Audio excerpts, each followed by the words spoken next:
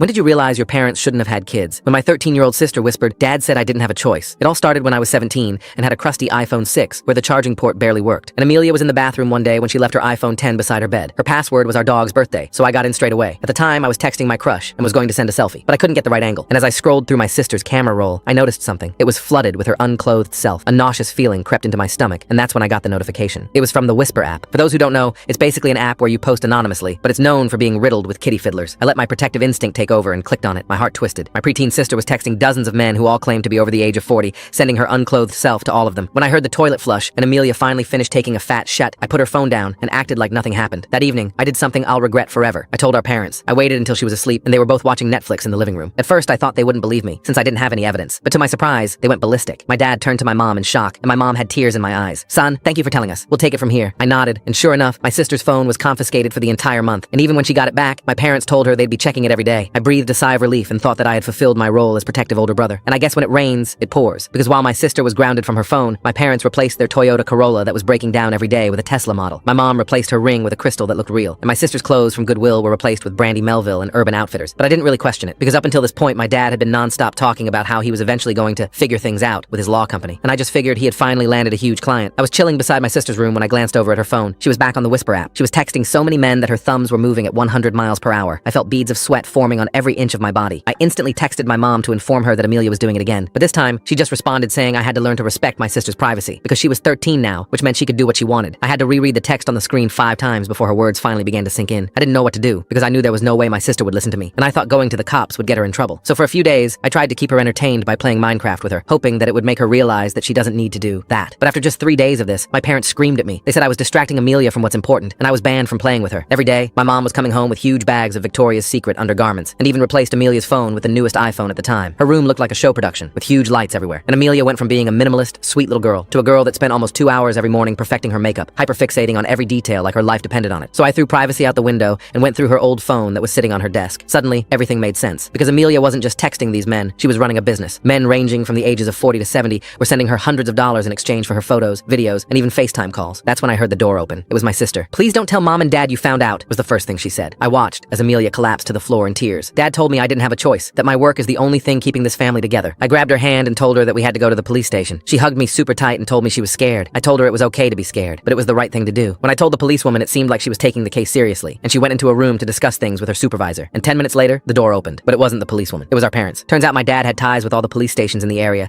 and had already told them to inform him if me or my sister ever came to report anything. And to him, I had just jeopardized his little moneymaker, and he was about to make me pay. Full story on channel. Link below.